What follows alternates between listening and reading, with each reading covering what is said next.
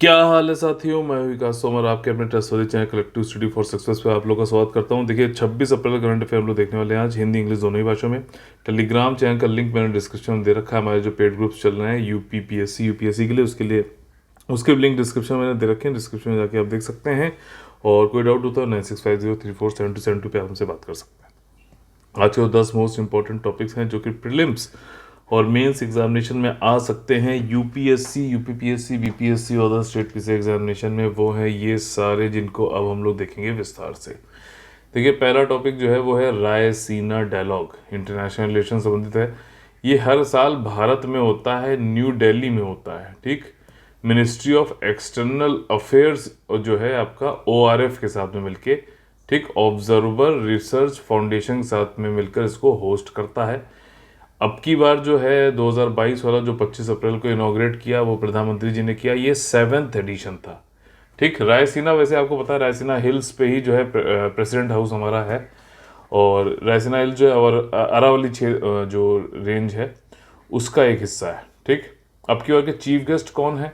European union के president Ursula von der Leyen. ठीक, तो ये जो है इस बार की चीफ गेस्ट हैं, और 3 दिन का डायलॉग है। इसका जो थीम है टेरानोवा इम्पेशेंट इम्पेरिल्ड, ठीक है ना, टेरानोवा इम्पैशंड, ठीक है ना, और इम्पेशेंट और इम्पेरिल्ड। ये इसका जो है दुनिया भर में जो इंटरनेशनली जो भी मुद्दे चल रहे हैं उन पे बातचीत होती है। 6 इसके जो है ब्रॉड थीमेटिक पिलर्स हैं, जैसे कि रीथिंकिंग डेमोक्रेसी, ठीक है ना, लोकतंत्र पे पुनर्विचार, आपका एंड ऑफ मल्टीलेटरलिज्म हो गया आपका, यानी बहुपक्षवाद का अंत, जल जो है कॉकस, ठीक है ना, वाटर, अचीविंग ग्रीन ट्रांजिशन, मतलब कोयले से जो है सोलर एनर्जी आप यूज़ कर रहे हो तो क्या कर रहे हो कि ग्रीन एनर्जी की तरफ ट्रांजिशन हो रहे हो, तो उसी को बोल रहे हैं। 90 कंट्रियों से जो है 210 स्पीकर आएंगे, 100 सेशन होंगे इसमें। ठीक, और ग्लोबल जो कम्युनिटी है, क्या इश्यूज जो चल रहे हैं उससे संबंधित इस पर बात होती है। याद रखना कौन कराता है, कहाँ पे हुआ, कौन सा संस्करण था, ये सारी चीज़ें इसमें पूछ सकता है। अगला टॉपिक है general studies paper 3, defence security संबंधित, बोलार्ड पुल टग्स। ये हम लोगों ने पीछे पढ़ा भी था। देखो बोलार्ड पुल, पहली बात तो बता देते हैं कि क्या चीज़ है। जैसे कि गाड़ी में आप लोग सुना होगा, या फिर कोई इंजन होता तो हम लोग उसको कहते हैं कि हॉर्स पावर कितना है, ठीक है ना। तो एक एक मतलब कि उसको मेजर करने का एक तरीका है। ठीक, तो हॉर्स पावर ऐसा तो नहीं कि कितने हॉर्स इसको जो है खींच रहे हैं। तो इंजन मतलब हम ये समझते हैं हॉर्स पावर से कि जो है इंजन कितने मतलब हॉर्स अगर लगे तो मतलब खींच सकता है किसी चीज़ को, ये समझते हैं ना हॉर्स पावर जो मेजर करने का वहाँ तरीका है। तो मतलब वैसे ही बोर्ड पुल में क्या है कि ये देखिए यहाँ पे ये एक शिप है, ये कितना जो है वजन खींच सकता है 0 स्पीड में। ठीक, बिल्कुल रुका हुआ है और फिर एकदम से खींच सकता है कितना जो है वजन, उसको जो है बोलार्ड पुल बोलते हैं। ठीक, ये वैसे ही जैसे हॉर्स पावर रेटिंग हम देते हैं इंजन को।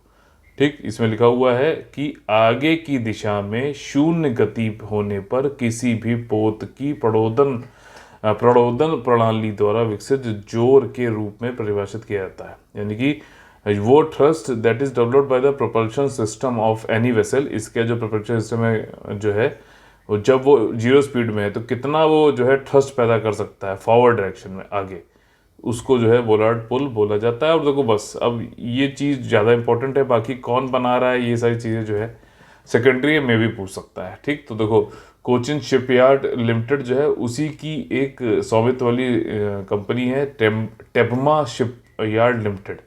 उसने अभी एग्रीमेंट किया है ओशियन स्पार्कल लिमिटेड के साथ में कि हम बिल्ड करेंगे 262 टन पोलार्ड पुल टग।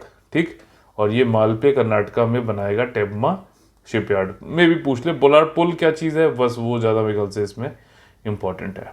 अगला टॉपिक है वो है general studies paper 2, international relation संबंधित, European Union digital services act. तो अभी यूरोपियन यूनियन ने पीछे डिजिटल मार्केट एक्ट को जो है अभी इन्होंने निकाला था, अभी डिजिटल सर्विसेज एक्ट को लेके आए। सिंपल चीज़ है, यूरोपियन यूनियन क्या कर रहा है कि यूरोपियन यूनियन क्यों बनाया गया आपको समझना आना चाहिए। छोटी छोटी कंट्रियां हैं, ठीक है, अब वो सब लोग एक साथ में आ जाए तो एक बड़ी मार्केट होंगे, एक बड़ी डिमांड होगी, एक बड़ी ताकत होगी, तो इसलिए यूरोपियन यूनियन बनाया गया। ठीक है, एक जैसी जो है ट्रेड की इकोनॉमिक पॉलिसीज रखेंगे, ये सारी चीज़ें हैं। अब इनको ये पता है कि गूगल हो गया, फेसबुक हो गया, यूट्यूब हो गया, तो ये क्या है, सर्विस, डिजिटल सर्विसेज प्रोवाइडेड है, जैसे प्रोवाइडर है, मतलब जैसे हमारे यहाँ वैसे ही जो है यूरोपियन यूनियन में भी है। ये क्या है, इंटरमीडियरीज है ना, एक प्लेटफॉर्म देते हैं। गूगल एक प्लेटफॉर्म है जहाँ पे जाके हम लोग डिजिटल सेवाएं लेते हैं।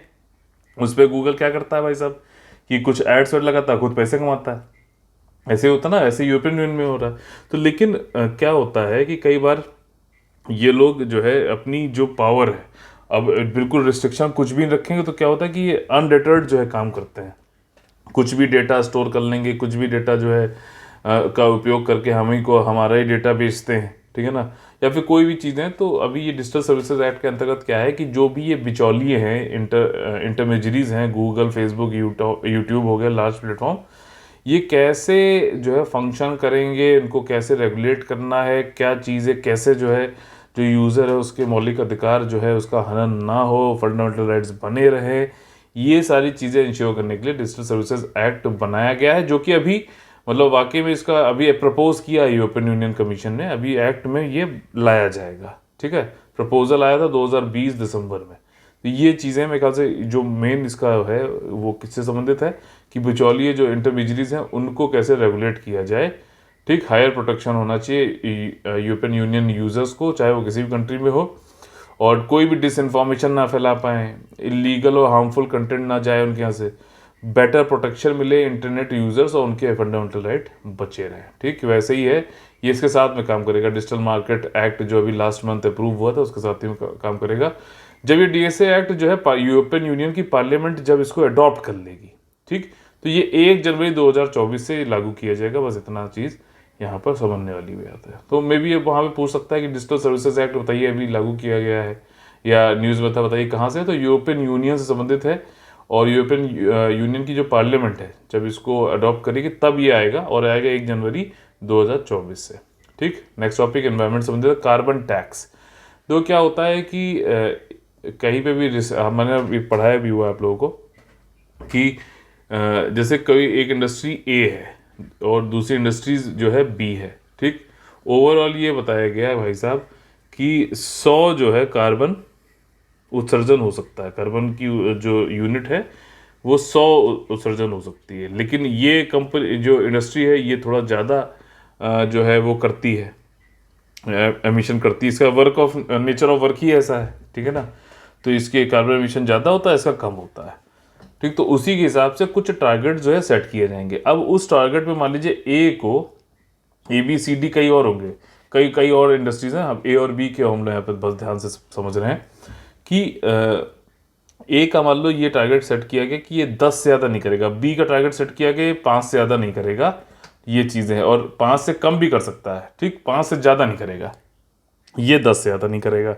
अब हुआ क्या कि ये अपना जब इसने एक टाइम देखा कि एक साल में जब कार्बन एमिशन जो था इसका ये 10 की जगह 12 हो गया, लेकिन ये बी वाली ने जो है सिर्फ 3 ही कार्बन एमिशन की यूनिट्स जो है वो एमिट किए। तो अब इसके पास जो है बी के पास में 2 कार्बन क्रेडिट आ गया। क्रेडिट आ गया मतलब यहाँ पर क्या हुआ कि ये अपने जो क्रेडिट है ये अब कार्बन इसने बचाया भी, कम उत्सर्जन किया, क्लाइमेट चेंज में जो है अच्छी मतलब ग्लोबल वार्मिंग में इसने जो है कम अपना योगदान किया, तो अच्छी चीज़ है ये। और वहीं इसने जो ये 2 कार्बन क्रेडिट जो है जो कमाए उसको ये बेच सकता है ए को। तो ए को क्या होगा कि ए ने जो 2 ज़्यादा कर दिए थे वो अपना यहाँ पे बैलेंस आउट कर लेगा, तो ए इनसे खरीदेगा, तो इसको डबल फायदा है। एक तो इसने जो है एक क्रेडिट कमाए भी, उसको बेचा भी, और ऊपर से जो है इन्वायरमेंट भी सोच रख रहा है। तो ये पूरा होता है आपका कार्बन प्राइसिंग। इसकी फिर कार्बन की क्या प्राइसिंग होगी वो होगा, कार्बन का टैक्सेशन हो गया, ठीक है ना, कि कितना इस पर टैक्स लगाया जा रहा है। तो ये एक तरीका है कि क्लाइमेट चेंज से निपटने का, ठीक है ना, क्लाइमेट चेंज से निपटने का एक तरीका है। ये सारी चीज़ें मैकेनिज्म जो थे मार्केट वाले, ये जब क्योटो प्रोटोकॉल आया था हमारा, ठीक है ना, United nation framework convention on climate change के ऊपर जो है 2003 वाला, ठीक, क्योटो प्रोटोकॉल, उसके अंतर्गत ये मार्केट जो है मैकेनिज्म आए थे कि भाई कार्बन को भी हम ट्रेड कर सकते हैं तरीके से। तो अभी यहीं पे कई सारी कंट्री हैं वो अलग अलग तरीके से काम कर रही है। 2 तरीके यहाँ पे उभर के आए हैं, एक है सोशल कॉस्ट ऑफ कार्बन और दूसरा है कार्बन प्राइसिंग। कार्बन प्राइसिंग जो मैंने आपको बताया कि भाई साहब उन्होंने बता दिया कि 1 यूनिट जो है 10 रुपये की मान लीजिए, तो उन्होंने 2 यूनिट, जैसे ए वाले को जो है 2 यूनिट एक्स्ट्रा खरीदनी थी, तो उसने जो है 20 रुपये दिए और 20 रुपये जो है बी वाले ने कमा लिए, ठीक है ना। तो ये कार्बन प्राइसिंग, और इसमें होता क्या है कि तुरंत मतलब एक तरीके से जो भी नीति बनाई गई है पर्यावरण को स्वच्छ रखने के लिए, वो तुरंत अप्लाई हो रही है, इम्प्लीमेंट हो रही है, ठीक। दूसरा जो तरीका है, जैसे यूएसए में जो अपनाया जा रहा है कि सोशल कॉस्ट ऑफ कार्बन, इसमें क्या होता है कि कार्बन जो भी मतलब इंडस्ट्री है, ठीक, तो वो इंडस्ट्री काम कर रही है, तो फ्यूचर में सामाजिक आर्थिक रूप में क्या उसका डैमेज होगा, क्या जो है उसके जो है प्रभाव पड़ सकते हैं, उन सबको जो है देखते हुए फिर इन इंडस्ट्रीज के ऊपर रिस्ट्रिक्शन लगाया जाएगा। तो इसको बोलते हैं सोशल कॉस्ट ऑफ कार्बन। तो दोनों में डिफरेंस समझ में आया? दोनों में डिफरेंस ये है कि ये जो है तुरंत एक तो जो है वो कर रहा है, पॉलिसी नहीं है, ये पॉलिसी मेकिंग यहाँ पे हो रही है सोशल कॉस्ट ऑफ कार्बन में, पॉलिसी बनेगी फिर उसको रिस्ट्रिक्शन किया जाएगा, वो सारी चीज़ें होंगी। लेकिन यहाँ पर क्या है कि तुरंत जो है इम्प्लीमेंट हो रहा है, जो पॉलिसी की जो है ग्राउंड पे इम्प्लीमेंट हो रही है, तुरंत यहाँ पर लेन देन हो रहा है। अपना यहाँ पर ये भी कम करना चाहिए क्योंकि इसको एक्स्ट्रा कॉस्ट लग रही है ए को।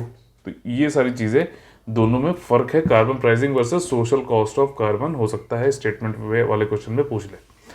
अगला टॉपिक है वो है general studies paper 3 science and technology, M Vijayan, ठीक है ना। ये एक बायोलॉजिस्ट थे, एमिनेंट स्ट्रक्चरल बायोलॉजिस्ट, जो इंडियन इंस्टीट्यूट ऑफ साइंस है बेंगलुरु वाला, वहाँ पे थे, और इनकी जो है निधन हो गया है। इन्होंने काफ़ी योगदान किया है भारत का जो मैक्रो मोलिकुलर क्रिस्टलोग्राफी में, ठीक है। इनको पद्म श्री भी मिला हुआ है, शांति स्वरूप भटनागर प्राइज़ भी मिला हुआ है, और ये प्रेसिडेंट भी रहे हैं इंडियन नेशनल साइंस एकेडमी के 2007 से लेकर 2010 तक के, ठीक। ये एसोसिएट डायरेक्टर।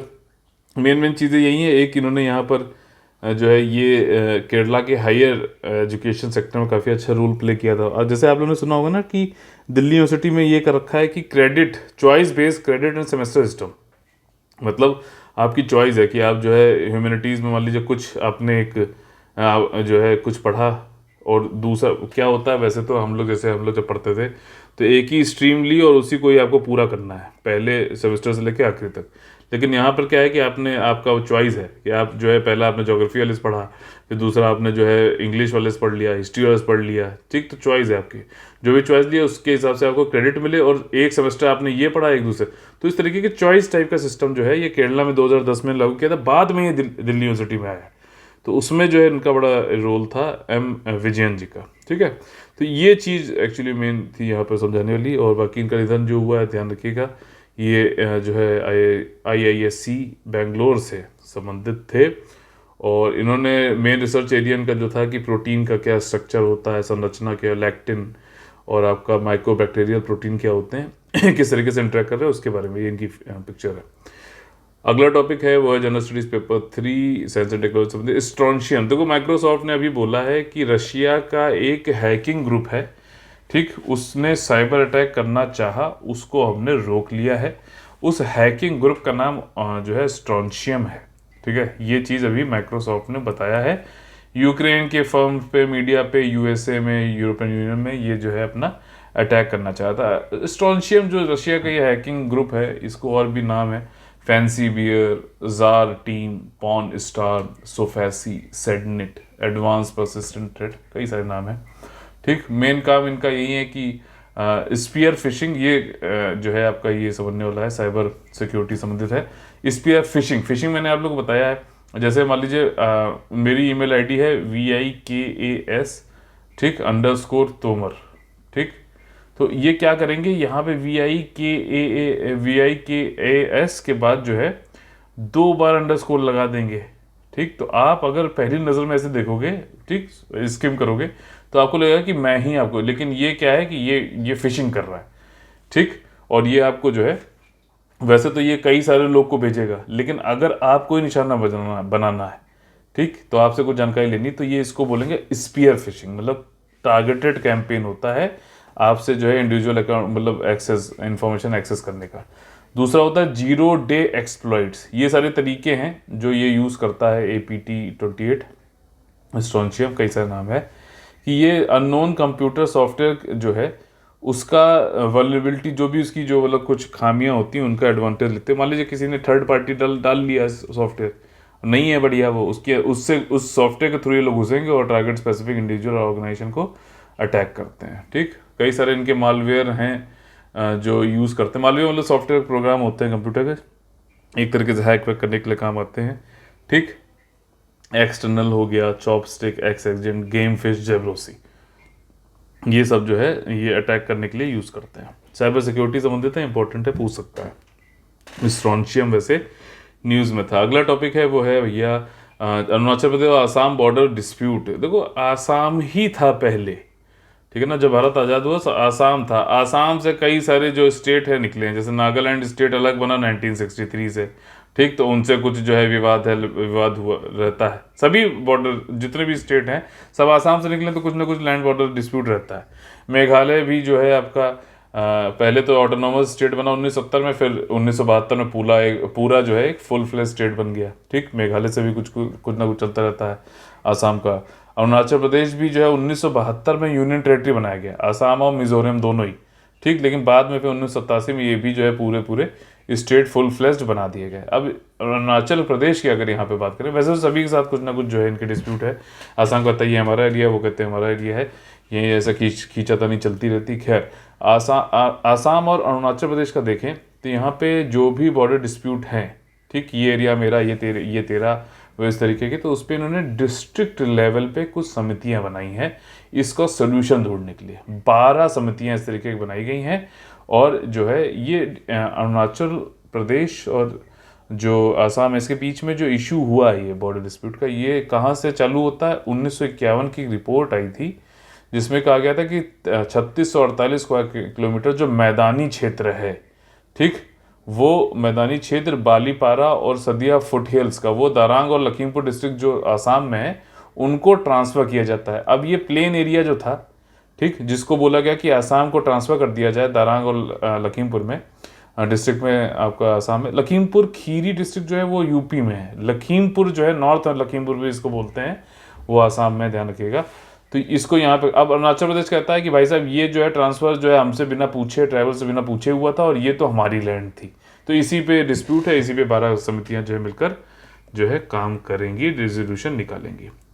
नेक्स्ट टॉपिक जो है वो है ओल्गा टेलिस जजमेंट। अब देखो, अभी जहांगीरपुरी में जो है को बुलडोजर चला, ठीक, तो अब इसमें यहाँ पर बुलडोजर चला कि अतिक्रमण कर रखा है, कुछ जो है पेमेंट पे जो है उल्टे सीधे लोग रह रहे हैं, ठीक है ना, जो मतलब एनक्रोचमेंट कर रखा है, ठीक, इलीगल कंस्ट्रक्शन कर रखा है।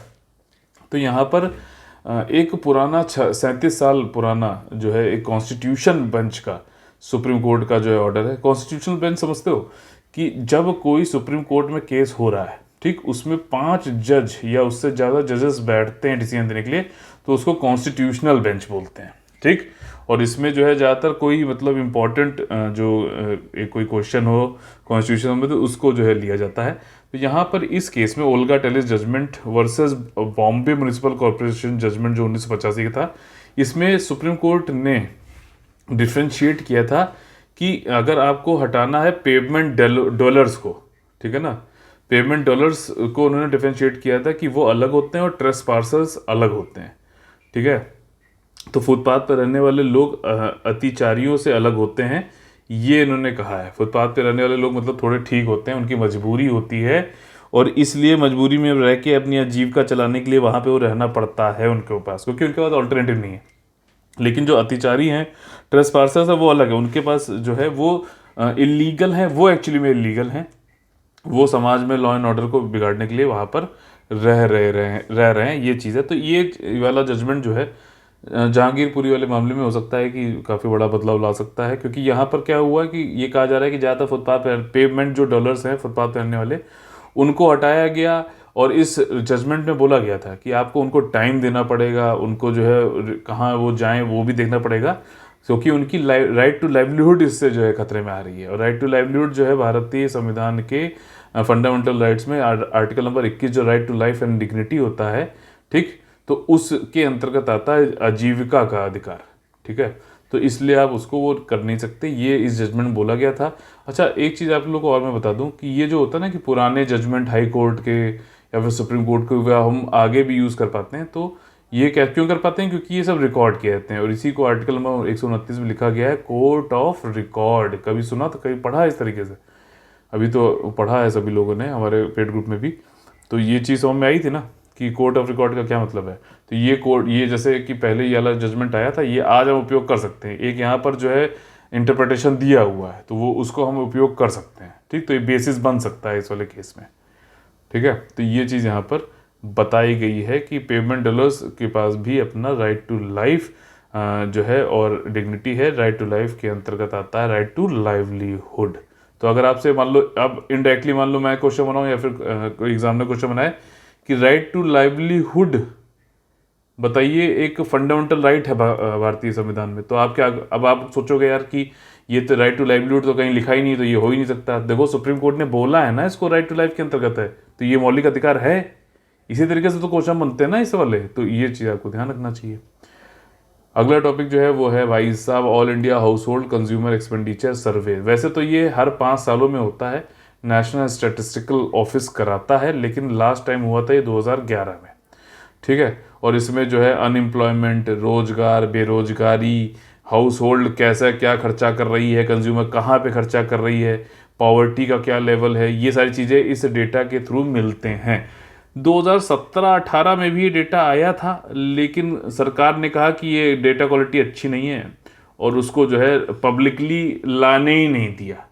उसमें लाने नहीं दिया का मतलब, वैसे तो ये दिया गया था, उसके बाद तो पैंडेमिक आ गया, तो 2 साल से नहीं हो पाया। अब ये फिर से हो रहा है और ये जून जो है 2023 तक जो है कंडक्ट कराया जाएगा, जुलाई 2022 से। ठीक है, और क्यों नहीं पब्लिक होने दिया था, क्योंकि उसमें बताया था कि बोला कि भैया क्वालिटी अच्छी नहीं है डेटा की। लेकिन इसमें जो है ये बताया गया था कि जो हाउस होल्ड का कंजम्पशन है वो कम हो गया, पावर्टी भी बढ़ी है और बेरोजगारी तो बहुत 45 सालों में, आपको याद आ रहा होगा, बताया गया था कि सबसे ज़्यादा बेरोजगारी हो गई है। और चूंकि 2019 के इलेक्शन जो है पास में थे, इसलिए ये वाला जो है पब्लिक ही कभी नहीं होने दिया गया। ठीक, बाकी जो मैं मतलब दोनों चीज़ बता रहा हूँ, पब्लिक तो नहीं हुआ, सीधी सी बात है। सरकार ने जो भी तर्क दिया वो अपना तर्क है। अब जो नई चीज़ हो रही है वो समझने वाली बात है कि जून 2022 से जुलाई 2022 से जून 2023 तक इसको कंडक्ट कराया जाएगा।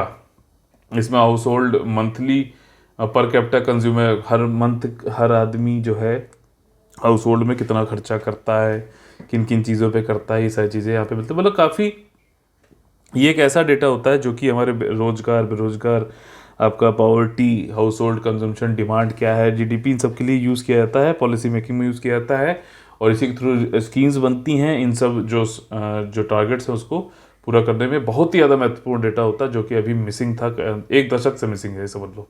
ठीक, 2011-12 वाला हम लोग यूज़ कर रहे हैं, तो उससे तो अभी काफ़ी कंडीशन हमारी डिफरेंट है। तो ये चीज़ें हैं। ठीक है, तो कौन कराता है, एनएसओ कराता है इसे। नेक्स्ट टॉपिक जो है general studies paper 2 political governance संबंधित। देखिए प्रोजेक्ट लॉन्च किए गए जम्मू एंड कश्मीर में बहुत सारे 20,000 करोड़ का जो है प्रोजेक्ट लॉन्च हुए हैं, डेवलपमेंट प्रोजेक्ट। प्रधानमंत्री जी ने अभी बताया है कि कई सारे प्रोजेक्ट लॉन्च हुए हैं, आधारशिला रखी गई है। तो अब पहली चीज़ तो पल्ली विलेज जो है आपका जम्मू एंड कश्मीर के सांबा डिस्ट्रिक्ट में है। वहाँ से मोदी जी ने संबोधित किया सभी ग्राम सभाओं को कंट्री पे, कब, पंचायती राज जो डे था 24 अप्रैल को। ठीक, पल्ली विलेज सांबा डिस्ट्रिक्ट में जो है, इसको क्यों चूज किया, इन्होंने कहा कि ये इंडिया का पहला कार्बन न्यूट्रल पंचायत होने वाला, मतलब जितना कार्बन का उत्सर्जन करते हैं उतने कार्बन जो है रोक भी लेते हैं कि हवा में जाए ना। तो ये कार्बन न्यूट्रल पंचायत देश का पहला बनने वाला है, पल्ली सांबा डिस्ट्रिक्ट जम्मू एंड कश्मीर, ध्यान रखना। ठीक, इसके अलावा जो है कुछ कुछ जो प्रोजेक्ट लॉन्च किए गए उनके बारे में बता देता हूँ। दिल्ली अमृतसर कटरा एक्सप्रेसवे की आधारशिला रखी गई। 108 जन औषधि केंद्र पल्ली गांव सांबा डिस्ट्रिक्ट में जो है खोले गए। ठीक है ना, और 500 किलोवाट का सौर ऊर्जा, सोलर एनर्जी का जो है संयंत्र जो है पल्ली गांव में खोला गया। और आपका 3100 करोड़ रुपए की लागत से बनी बनिहाल कांजीकुंड रोड टनल का उद्घाटन किया गया। ये मैंने आप लोग को पढ़ाया है करंट अफेयर में। 9.25 किलोमीटर लंबी सुरंग है ये। ठीक, 16 किलोमीटर कम जो है दूरी कर देगी और 1.5 घंटा कम टाइम लगेगा। इसके अलावा जो है 850 मेगावाट का रातले जो है हाइड्रो इलेक्ट्रिक पावर प्रोजेक्ट बनाया गया है, फाउंडेशन स्टोन रखा गया है। 540 मेगावाट जो है आपका क्वार हाइड्रो इलेक्ट्रिक प्रोजेक्ट जो है कंस्ट्रक्ट करने के लिए जो है चिनाब रिवर पे जो है फाउंडेशन स्टोन अभी रखा गया है। ये किश्तवाड़ डिस्ट्रिक्ट में है। ठीक, चिनाब रिवर पे है, इंदस झेलम।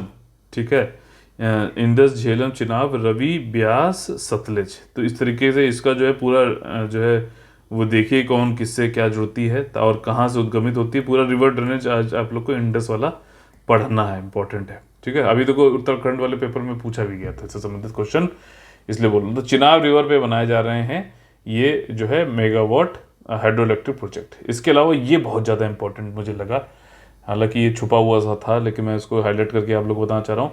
अमृत सरोवर इनिशिएटिव, इसमें क्या है कि भारत के हर डिस्ट्रिक्ट में 75 वाटर बॉडीज को रेजुविनेट करना है, डेवलप करना है।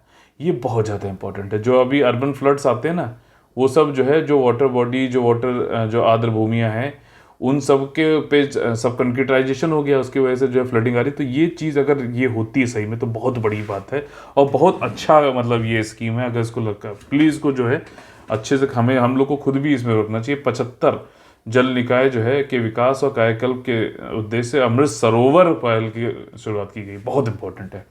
मिनिस्ट्री ऑफ पंचायती राज जो है 24 अप्रैल को नेशनल पंचायती राज डे बनाता है, क्योंकि इसी दिन 73वां कॉन्स्टिट्यूशनल अमेंडमेंट जो है एक्ट फोर्स में आया था। अब ऐसा नहीं है कि भारत में पंचायती राज जो है 24 अप्रैल 1993 को ही आया, पहली इससे पहले पंचायत की कोई बात ही नहीं थी। आर्टिकल 40 जो राज्य की नीति निर्देशक तत्व जो है डायरेक्टर स्टेट जो डीपीएसपी है हमारे, उसमें ऑलरेडी दे रखा था पंचायत के बारे में कि पंचायत बनाना चाहिए। पंचायत भारत में बहुत सालों से हैं, एंशियंट टाइम से हैं, ऐसा नहीं है। लेकिन बस उसको जो है कि कॉन्स्टिट्यूशन में भी उसकी एक वो दे दी गई, और जो हमारे यहाँ फेडरलिज्म है, जो संघवाद है, उसको 3 टीयर में बांट दिया गया। तीसरा टीयर बनाया गया पंचायत का, अर्बन लोकल बॉडीज का। तो जो ये विकेंद्रीकरण हुआ है, जो डिसेंट्रलाइजेशन हुआ है, इसको जो है यहाँ पर 73rd कॉन्स्टिट्यूशन अमेंडमेंट एक्ट में एक संवैधानिक आइडेंटिटी दी गई। ये चीज़ इंपॉर्टेंट है यहाँ पर। ठीक, बाकी तो 40 आर्टिकल पहले था और एंशियंट टाइम से पंचायत हमारे यहाँ है, ऐसा तो ना कि था ही नहीं, इससे पहले हमने कभी नाम ही नहीं सुना था। लेकिन 24 अप्रैल को जब ये एनफोर्स हुआ 73वां कॉन्स्टिट्यूशनल अमेंडमेंट एक्ट 24 अप्रैल 1993 में, तब ये हम इसको बनाने लगे 24 अप्रैल को। ठीक है, ये चीज़ें इंपॉर्टेंट हैं। पंचायती राज वाला जो चैप्टर है आपका पर लक्ष्मीकांत में, उसको जरूर आज आप लोग जरूर रिवाइज कर लीजिएगा। ये हमारे जो है मॉड्यूल्स चालू हैं यूपीपीएससी और यूपीएससी के लिए। ठीक, आप लोग सिर्फ टेस्ट सीरीज का भी आखिरी में ज्वाइन कर सकते हैं अभी, या फिर काउंसलिंग, या फिर जैसा भी आपको डाउट डिस्कशन वाला चाहिए देख लीजिए। कोई डाउट होता है 9650347272 पे आप लोग हमसे बात कर सकते हैं। तो चलिए, कल फिर से मुलाकात होगी सुबह 6 बजे। तब तक के लिए आप लोग से लेते हैं। अलविदा, जय जय Bharat, all the very best है। वंदे वंदे मातरम।